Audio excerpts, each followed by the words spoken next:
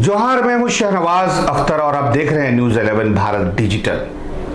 जैसे जैसे चुनाव नजदीक आता जा रहा है, शक्ति प्रदर्शन का सिलसिला बढ़ता चला जा रहा है। हम राजनीतिक पार्टियों की बैठकों की बात कर रहे हैं। अगर आज रविवार की बात कर लें तो कई महत्वपूर्ण बैठकें तमाम पार्टियों की हुई। भारतीय जनता पार्टी की तो आप जानते ही हैं, हिमंता विश्व शर्मा आए और उन्होंने सरकार से पूछा कि क्या मिला।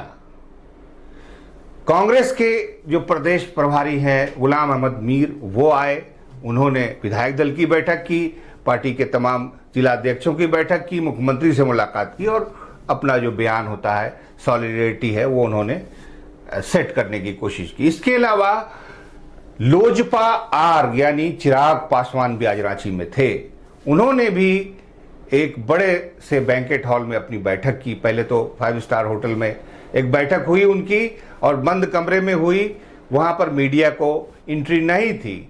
वहीं पर चिराग पासवान को फिर से राष्ट्रीय अध्यक्ष चुन लिया गया। फिर वो आए बैंकेट हॉल में, वहां पर जो कार्यकर्ता थे तमाम जिलों से आए हुए, बड़ी तादाद थी, वहां पर आकर के उनका अभिनंदन किया गया। वहां पर उन्होंने अपना स्पीच भी दिया। स्पीच में उन्होंने साफ कर दिया कि झारखंड में उनका संगठन बहुत मजबूत हो गया है। 31 सीटों पर दावेदारी है उनकी, ऐसा वो कह रहे हैं। लेकिन वो ये भी कहते हैं कि वो गठबंधन धर्म से बंधे हुए हैं, गठबंधन के अंदर हैं और गठबंधन ने अगर उनको सीट्स ऑफर की तब तो ठीक है। अदरवाइज भी उन्होंने कहा कि जो राज्य का उनका संगठन है वो इस बात के लिए तैयारी कर रहा है और वो उस पर डिपेंड करता है कि वो अकेले भी चुनाव लड़ सकता है और अगर लड़े तो जहां जहां जीत की संभावना है वहां वो जरूर चुनाव लड़ेंगे। अब आप समझ सकते हैं कि एलजेपी जो है वो एनडीए के पार्ट में है, पार्सल में है, तो अब जाहिर है एनडीए पर ज्यादा लोड महसूस हो रहा है। एक तो एलजेपी हो गई, उसके अलावा आम आदमी पार्टी ने भी एक बैठक की। जी हां, आम आदमी पार्टी जो दिल्ली बेस्ड पार्टी है, पंजाब में उसकी सरकार चल रही है।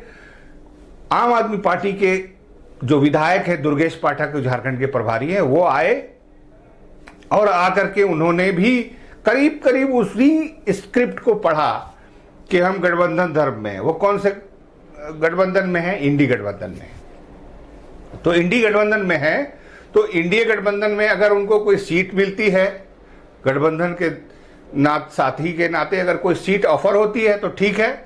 अदरवाइज वो उन्होंने थोड़ा सा ट्विस्ट किया, उन्होंने कहा कि अदरवाइज वो पार्टी संगठन पर इस पर विचार कर रहे हैं कि आगे भी अकेले भी चुनाव लड़ा जा सकता है या नहीं। तो आपने देख लिया, इंडिया गठबंधन में भी दावेदारी हैं, कई कई लोग सामने आ रहे हैं। आरजेडी आप जानते ही हैं कि समय समय पर मसल पावर अपना दिखाती रहती है कि हमको इतनी सीट चाहिए, हमको इतनी सीट चाहिए। कांग्रेस पहले ही कह चुकी है कि हमको 30 सीट से ऊपर चाहिए और हम तमाम सीटों पर चुनाव जीतेंगे। अब बात एनडीए गठबंधन की कीजिए, वहां भी दावेदारों की कोई कमी नहीं है। सबसे बड़ी दावेदारी आपको अभी 1-2 दिन में शेप अप होती हुई, अभी उसका प्रोसेस चल रहा है, चंपई सोरेन जी। अब चंपई सोरेन जी 14 सीटों की तैयारी शुरू कर चुके हैं। 3 विधानसभा क्षेत्रों में आज उनकी रैली हुई है और लाखों लोग उनके साथ रैली में थे। तो अब तो जाहिर है वो भी एक बड़े दावेदार हैं। वो एनडीए को भी दावेदारी पेश करेंगे तो 14 सीट उनको भी चाहिए। आजसू पहले से है, वो भी ज़्यादा सीट उनकी नज़र में है। तो आप समझ सकते हैं कि और उस पर से नहले पे दहला एलजेपी आ गई है। तो अब दोनों ध्रुवों में यानी इंडिया गठबंधन में और एनडीए गठबंधन में भी दावेदारों की संख्या बढ़ती जा रही है। जैसे जैसे चुनाव नजदीक आ रहा है और भी कई दावेदार सामने आएंगे। आपको याद होगा कि पिछला विधानसभा चुनाव, अब यही आजसू बीजेपी का इतना पुराना एलआई सीटों के गठबंधन को लेकर के तू मैं हुई, कुछ बात पसंद नहीं आई तो गठबंधन से निकल गए सुदेश महतो गठबंधन से निकल करके अकेले चुनाव लड़े, अपना भी नुकसान किया, बीजेपी का भी नुकसान किया।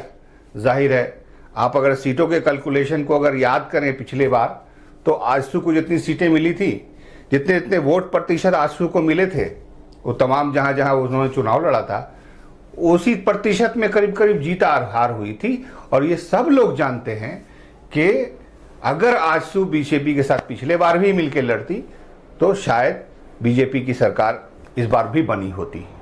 बहरहाल दावेदारों की तादाद भी बढ़ती जा रही है, शक्ति प्रदर्शन हो रहा है, और शक्ति प्रदर्शन में मिलेगा क्या, ये एक दिलचस्प सवाल है।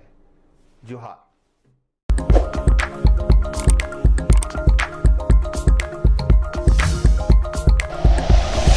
Like and share videos, subscribe करें हमारा चैनल और प्रेस करें बेल आइकॉन। न्यूज़ 11 भारत, सच है तो दिखेगा।